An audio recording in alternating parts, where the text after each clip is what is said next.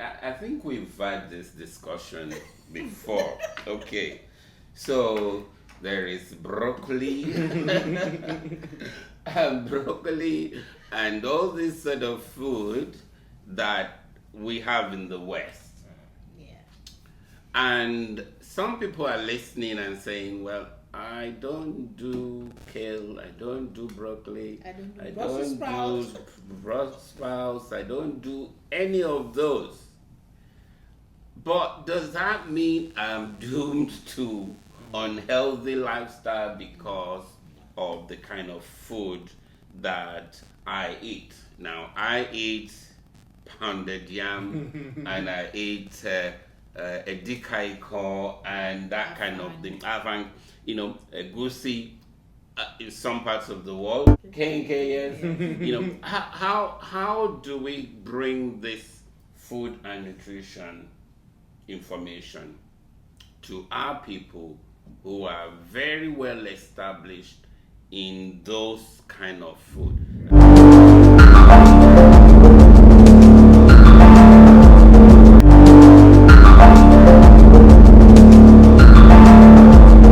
Hello and welcome to Faith Chapel Network Global. It's the home of champions, and we are doubling up in the series of programs that we've been doing on health matters. We've been talking about things out of the box because most of the time people don't get to talk about this within the church, and we feel it's so important for us to do so.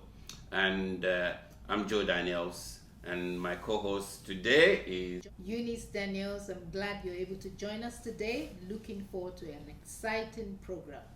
Amen and amen. And as you've been with us in the last couple of series, we have a team of experts here who has been talking us through health issues. So we're going to continue in this series, and I have with me here Dr. Eno Oluwale, who is going to talk a little bit about herself, and then we're going to move on from there. Okay, thank you very much for having me once again. It's really a pleasure to be here on the show. My name is Eno Oluwale, like you've already said. I'm a general practitioner and I work in the NHS here in the UK. I'm also the founder of Amazing Treasures Women Ministry here in Nottingham. Praise God. And our dear doctor, musician, teacher, GP trainer, Dr. Femi. Yeah, hi. I'm Dr. Femi Fenojo. I'm also a GP. I work locally with NHS, and like my brother rightly said, I also host the Maranatha Teaching Channel program on YouTube. Yes, I do sing a little bit. Yeah, praise the Lord. Yeah. So in this series, we are going to focus on prevention. Like people say, prevention is better than cure. And, here I say modulating or optimizing, our health conditions. Let's put it this way. How do we, if, I think I put somewhere here that there are people who come from families in which some diseases are prevalent. Some of the ones that we talked about. There are people who have families history of heart attacks, family history of raised blood pressure, family history of breast cancer, prostate cancer, and so on. Knowing that obviously sometimes puts someone in a kind of challenging family history of diabetes, challenging position that how do I manage? How do I prevent? Can I really prevent it? It's okay to believe God for, the curse being lifted from one's family and walking in the blessing and things like that. But are there other things that we can do if we know there are people in our family or generations who have a particular illness? How can we prevent some of that? We know that not all may be preventable, but at least there are some things that can be done to that's why I use the word modulate, to optimize our own health conditions to make sure that we do not suffer from those illnesses. So we're going to start with Dr. Eno, who is going to talk us through some general things and we would just go along and discuss as we have always done. And I trust that you found our program light, impactful at the same time, and spiritual. Thank you very much. So I would like to say that when we're talking about health, we need to approach health in a holistic way. Yeah. And what do I mean by that? So basically not focusing on just the physical aspect, because there's so many factors that interplay. For example, we're going to be talking about food and nutrition. We know that exercise is also very important. Yeah. Stress management, even sleep is very important to our health. The water we drink, our relationship, toxic substances, even our spiritual health, all of these factors sort of interplay when we are talking about health. But I just want to focus on nutrition in this session. So there are lots of evidences and scientific studies out there that have linked poor or unbalanced diets, particularly ultra-processed foods, to many of the chronic conditions that we see or even we ourselves may be facing. And globally, in the Lancet of 2019, globally, unbalanced diet is now recognized as one of the main modifiable risk factors for mortality, like Dr. Daniel was just talking about earlier. We're going to be looking at things that we can do. So those are the modifiable risk factors that we can sort of tackle to ensure that we are not at risk of these chronic diseases. And even in the BMJ that was published on the 16th of January 2020, there was an article there that says COVID-19, what we eat matters all the more. And that is so, so true. I know sadly we lost a lot of people last year. Even up till now, people are still dying sadly from the COVID-19. But from that article, it highlighted that what we eat actually matters. Our diet is so important. What we eat every day has a great impact on our health and general well-being. So eating healthy, nutrient-dense whole foods have been shown to prevent a lot of the chronic diseases and even help to treat some conditions resulting in healthy body. And I'm just going to list a few of the benefits. So there's been a lot of research and studies done, and we know the benefits of good nutrition. For example, good nutrition will help to reduce the risk of obesity, will help to reduce the risk of high cholesterol, hypertension, type 2 diabetes, even heart disease and stroke that we spoke about in the previous program. It's also been known that it's in some way it's helped with patients with cancer diagnosis, arthritis, osteoporosis. The list is endless. And good nutrition is known to boost our immune system, so it helps us to fight against diseases. It helps with better digestion. It helps to keep our bones and muscle healthy. So it helps to sort of improve our general well-being and improves our ability to fight illnesses. It also helps us, of course, to recover from illnesses or injury and increases our energy level. Wow. Good nutrition. Yes. Food is it, you know? So, you talked about a lot of the benefits, you know, and if I kind of relate it to last programs that we've done, you will find that we've talked about cancers being high on the, you know, mortality risk or things that, you know, people die from.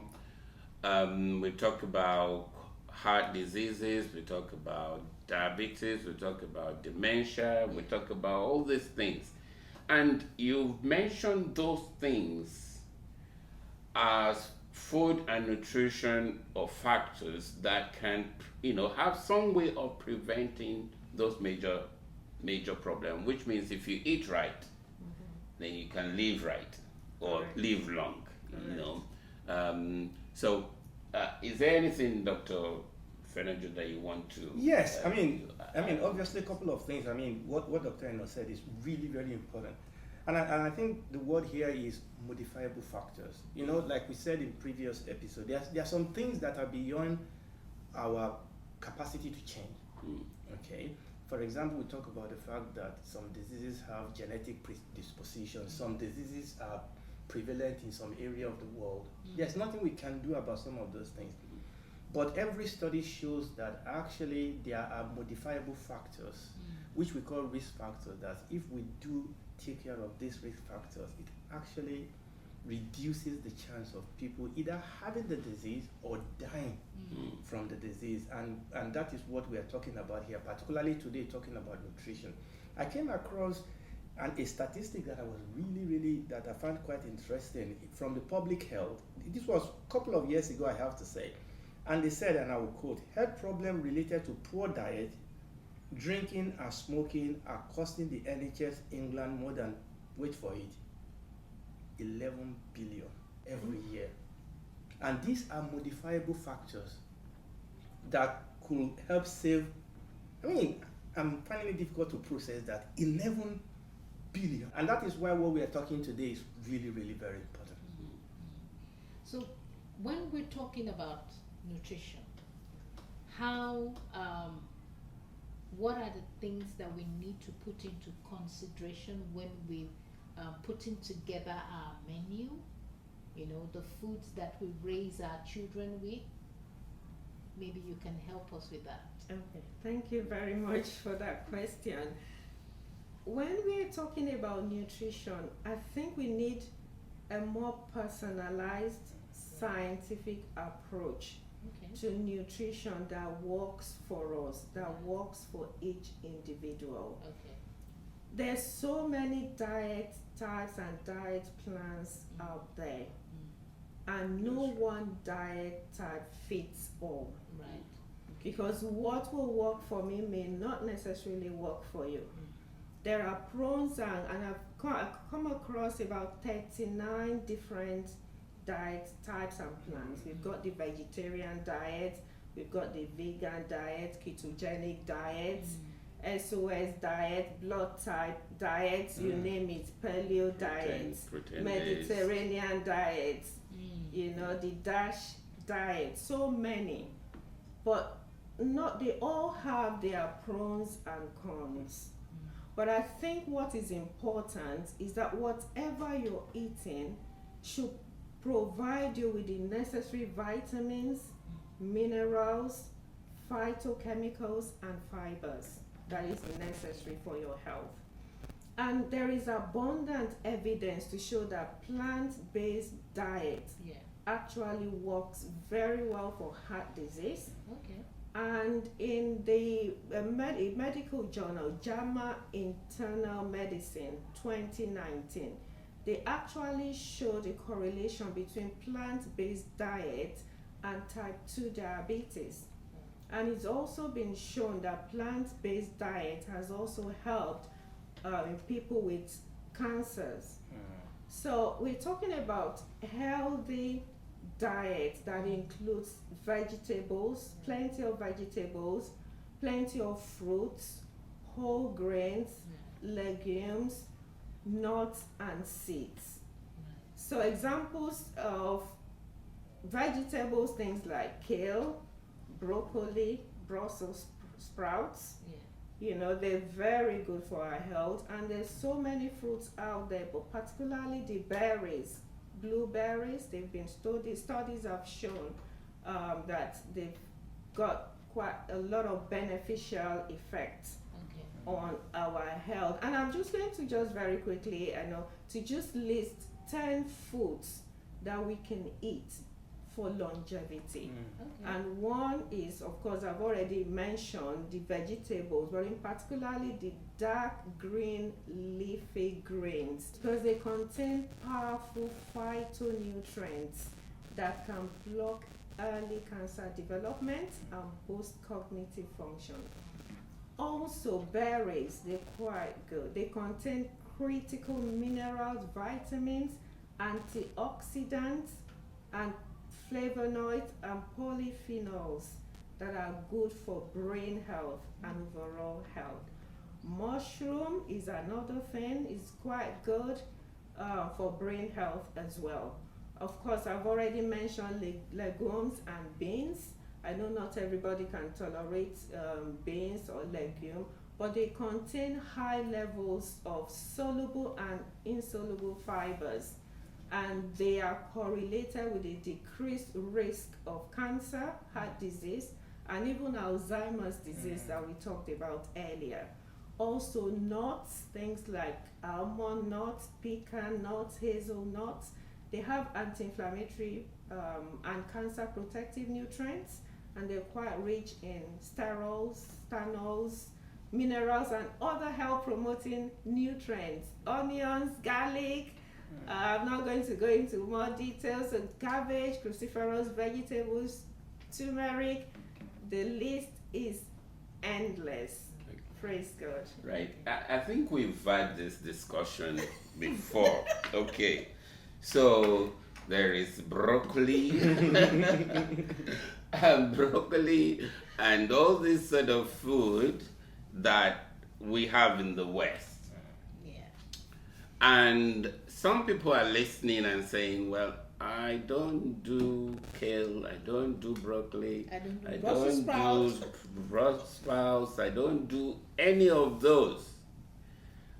But does that mean I'm doomed to unhealthy lifestyle because of the kind of food that I eat? Now, I eat pounded yam and I eat edikaiko and that kind of thing. I find, goosey in some parts of the world, yes. How do we bring this food and nutrition information to our people who are very well established in those kind of food? And I actually know someone who was trying to move away from those kind of food, decided to go on vegetables, and within a few days of vegetables was feeling really, really unwell, so we had to rescue that person. So how do we do? Well, I think I like what Dr. Enna said. The first thing she said was the green vegetables. So for people who are maybe from West Africa, because most of us here are from West Africa, we like our pounded yam, our edikaiko. The secret there is to not overcook them. Just correct me. Correct, Yeah. absolutely. Yeah.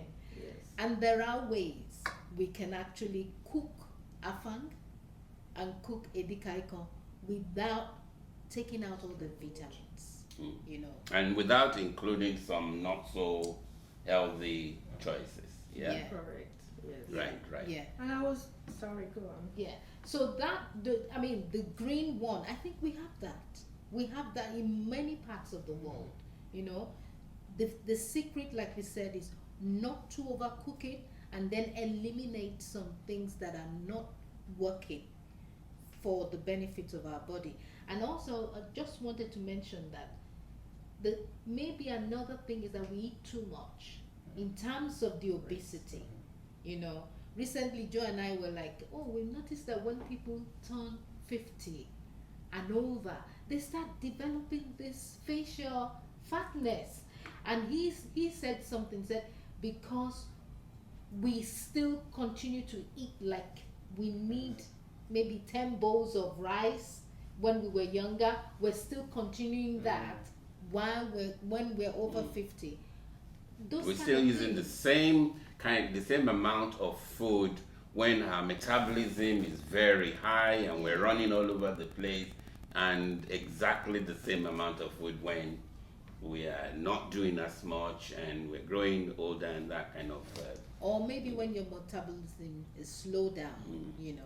I think the way I've kind of look at diet, I look at our body as a machine, and what you get out of it is what you put in. So I look at it, okay, so there are some things our body, in fact, there are some things our body needs. Yeah. So we need to give the body what it needs. What it needs, yeah. Okay, that's the first thing. And that means that we have to eat the food that will provide those things to the body. I think generally in our diet, there are some things that we could easily get into our body. And I'm going to talk about that, because the problem with that is that we can then put too much of those things, because those are the things that are prevalent in our pounded yam and gari and things like that. The body do need those things, but they are so much available that if we are not careful, we can put too much, because the problem then is that the body will then have to get rid of those things, but it doesn't get rid really, it then store them as excess in our body. So we need to put in the right thing, and we need to put them in the right proportion. Yeah. Then the other thing obviously is that there are some things we don't want in the body. So obviously we have to then avoid either the food that will bring those things or the food that will bring too much of those things. And that is my little way of wrapping. For example, we talk about salt. The body needs salt, but we just need little salt. We want to avoid things that will give us too much salt. Yes. We need sugar, but we don't want refined sugar, because then our body will have to work hard to burn these things down. And if it doesn't burn it down, then the body then retains it as this extra fat and weight, and then can give rise to all these other problems. And I think in my little ways, that's the way I kind of look at it. And I believe in every culture and area, people can then find out which type of food in my culture will result into what. That's right. I like what Dr. Eno also said. You said something about it's personal. So we need, and we're talking about health matters. Correct. You know, the holistic aspect of, you know, our well-being. So it's very important for us to understand our bodies. Absolutely. You know, using somebody that changed their diet was me, just for a short period of time. I wanted to, and I actually went on the Daniel fast. But by the 10th day, my body was saying, "Where is the meat? Where's the milk?"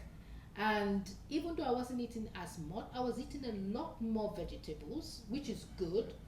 But I think my body wanted maybe the milk, because then I was having this gastric reaction and so on and so forth. But as soon as I introduced a little bit of milk to it, I was fine. You know, but the vegetables, I must say, made me more alert, you know, and light on my feet, which is quite good. Yeah, I suppose what we can also say is that people have expertise in some of these things, and it is good to be, of course, NHS, I have to say, in the UK, is not as good in terms of a lot of preventatives, especially when it comes to nutrition. To see a nutritionist or a dietitian, you will wait for a pretty long time. And sometimes people do get discouraged and they don't go at all, or they already envisage what they're going to be told. But I think that's where general knowledge, again, ignorance is not good, comes into it.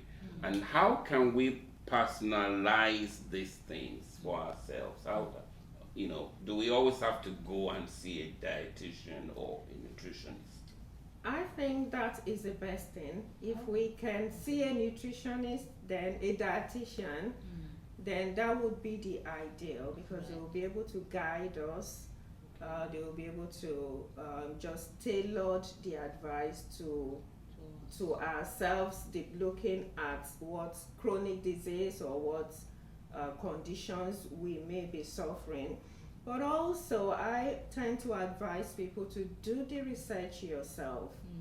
You know, go to reputable websites, do the research for yourself, and also listen to your body, which is also very, very important. Because, for instance, if I eat cashew nuts, I feel funny, even though cashew nut is of course a nut, and it's got a lot of benefits, and some people feel very well on cashew, but when I eat it, I feel heavy, I feel full. So it is important. That's why I said earlier that no diet type fits all. So just experiment, listen to your body, see how you, exactly like you said, you cut off something and then you felt funny, you needed to add it. But I think the important thing is to ensure that we are not loading ourselves with foods that will sort of cut short our lives. Like I said, there are about 39 diet plans out there. There could be more, but there is one thing that majority of them agree on. Like I said, there are pros and cons for everything, but there's one thing that majority agree on, and that is the fact that sugar and some foods are not good for you. For example, sugar and artificial sweeteners. These have, of course, been linked to increased risk of type 2 diabetes, cardiovascular disease, and even cancer. Also, fried foods, because they form what is called acrylamide and other dangerous inflammatory compounds, and they can sometimes cause genetic mutations and also increase your risk of cancer. Also, white flour. White flour is not good because, again, they're associated with obesity, cardiovascular problem, because they are highly processed. So anything highly processed, we should try and avoid, because during the processing pathway, most of the nutrients are removed. So what you're eating is just basically empty nutrients or empty calories. It hasn't got any nutrients in it. That's why you will find some products that are classified as fortified, because during the processing all the nutrients have been removed, so they are now having to add the nutrients back. Like you will see something like maybe fortified bread, fortified cereal. So what I always advise is better to eat the food in its natural form. So for example, if you want to eat potato, then buy the potato, cook it, rather than have crisps, which is a processed form of it.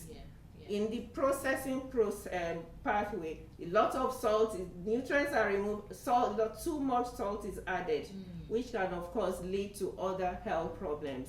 There is also issues with processed meats, like sausages, hot dogs, salami, cured bacon. Again, because they have all gone through the process, the studies have actually shown that they are linked to various forms of cancer. So it's just best to eat pork. Fresh pork, just the way it is. Rather, if you want to, rather than eat sausage or salami or bacon. Fizzy drinks as well. Hot of this is full of sugar, and which is bad for your health. Commercially baked foods, again, because they are made with refined sugar, they are made from refined wheat flour, and unhealthy oils, again, which can be linked to depression, dementia, and other problems. And if you're eating meat, I just want to add here, I don't know if there's a way of finding out, it's better to eat grass-fed animals rather than grain-fed. Yes, because the grain-fed red meat, they contain, studies have shown that you have an increased risk of cancer with the red meat, of course, talking about bowel cancer and things like that, and also contributes to cardiovascular diseases. Can I mention here that what Dr. Eno is saying here is actually trying to get us to go back to eating as natural as possible. Now, eating natural is here in the UK. is more expensive. Because, for example, being in the food industry myself, wheat, flour that's not white, wheat that's got all the nutrients in it, they are more expensive. So, but it's a choice that we have to make. Absolutely. To say, do I want to live long, live healthy? Am I willing to pay the price? Yeah. For us as a family, for a long time, we started buying organic. And one of the reasons was that personally I was having, my body started itching, and I thought, what can I change? So we started buying organic stuff. They are more expensive. But since we changed our diet, that was decades ago. No itching, and like you said, eating plant-fed or grass-fed beef. Yeah. It tastes really good. You can taste the flavor in it and so on and so forth. But it's a choice that we have to make. Absolutely. Yeah. And again, going natural, eating natural products can also be time consuming. Yes. Because you have to cook and prepare and all that. It's a lot easier to just put ready meal in the oven, in the microwave, and it's ready in 5 minutes. Yeah. So, but just like you said, it's a price we need to pay. That's right. Yeah, if you want to live long, if you want to live healthy and strong, then it's worth it. And it's all about fulfilling God's plan and purpose for our lives. Yes. I was just going to ask something. You said it is more expensive. We said it is time consuming, but that's on the short-term basis. Correct. True. Because when we look, which is what this is all about, That's when we look at the reward, Yes. we find out that actually they are less expensive and they are less time consuming because they save us a lot of time, they save us a lot of loss on the long run. And I think this is probably the shift in our mentality that we need to have. That do we want to sacrifice this short time enjoyment for a long time? And I think that is the shift in mentality that we all need to have. Because a lot of these bad food tastes nice. They are fast. I was going to ask a question, and this is to any one of us. Like Dr. Fennell just said, a lot of the bad food, they taste nice. For instance, puff puff. Puff puff tastes nice, but we have to fry it. What do we do? Is it that we reduce the quantity or the frequency of the intake, or cut it off completely? Anybody? Yeah, I think that is absolutely right. I mean, when Dr. Eno was going through it, I was thinking about all the outlet we could shut down now. I said, you are gone. You are gone. I think it's all about moderation. Right. I think there will be the problem oftentimes, and the government is not helping in some of this area. I think all the advertisement and all the things that is in our face, our children, and sometimes we as parents also, because we want to palliate the children, we give them all these sweet things. And I think if we eat these things once in a while as a treat, rather than as the thing, I can't understand how somebody have to go to some of this shop, I'm trying not to call names, every week. I mean, essentially, and now we are being plagued with obesity. Childhood obesity is a big problem in the West now, and this is the result of it. And the government is not, bringing out laws and legislation that will curb a lot of this thing. And I think the government have a part to play in this, but we have a responsibility. A lot of these things have labels on. We can read them. The government, yes, I can give them that. They are going a lot of way to make sure that producer put labels on their foodstuffs so that you know how much of the good and the bad are in there. And we have a responsibility to either reject those things or buy them. Wow. I think we've covered quite a lot of stuff talking about food and nutrition. And I think we're going to come to a close on this program. We're going to continue in another dimension of how do we begin to make changes? How do we optimize? How do we modify, disease pathway in our lives that such that we can prevent them completely or control them with simple things? And so until we come across you again in the next program, remain blessed and remember that you can do all things through Christ that gives you strength.